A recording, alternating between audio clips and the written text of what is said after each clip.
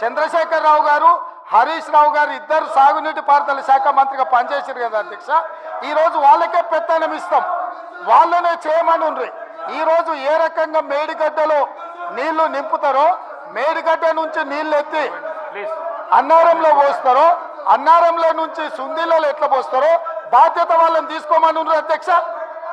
మొత్తం కుంగిపోయి కుప్ప కూలిపోతుంటే ఈరోజు అక్కడ నీళ్లు నింపడానికి ఏమాత్రం అవకాశం లేక పూర్తిగా ప్రాజెక్టు దెబ్బతిని ఖర్చు పెట్టిన 94,000 కోట్ల రూపాయలు వృధా అయిపోయి ఈరోజు మొత్తం ప్రాజెక్టే దెబ్బతిన్న పరిస్థితుల్లో ఈరోజు ప్రజల దగ్గరికి వెళ్ళి సమాధానం చెప్పుకోలేక శాసనసభకు రావాల్సిన ఉపనాయకుడు ఇక్కడ సభలోకి రాకుండా పారిపోయి ఈరోజు చర్చ చేద్దామంటే రాకుండా ముఖ్యమంత్రి గారిని పట్టుకొని ఇట్లా మాట్లాడొచ్చా అధ్యక్ష? అందుకే నేను ఒకటే మాట అడుగుతున్నా, మీరు ఇవాళ చర్చకు సిద్ధమైతే పిలువండి.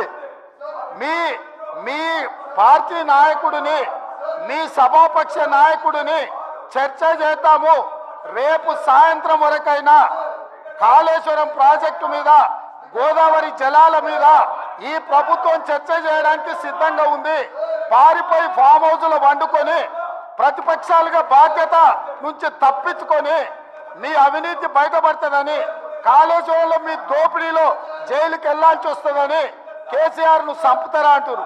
ఎవరికి అవసరం ఉంది అధ్యక్ష చంపాల్సిన అవసరం? సచిన పావును ఎవడైనా చంపుతారా అధ్యక్ష? మొన్నటి ఎన్నికలలో ప్రజలు ఆ పావును చేత్తో కాదు కట్టెతో కొట్టిరు అధ్యక్ష. ఆ పాము ఆల్రెడీ సచ్చింది, సచిన పావును చంపాల్సిన అవసరం మాకే ఉంది అధ్యక్ష.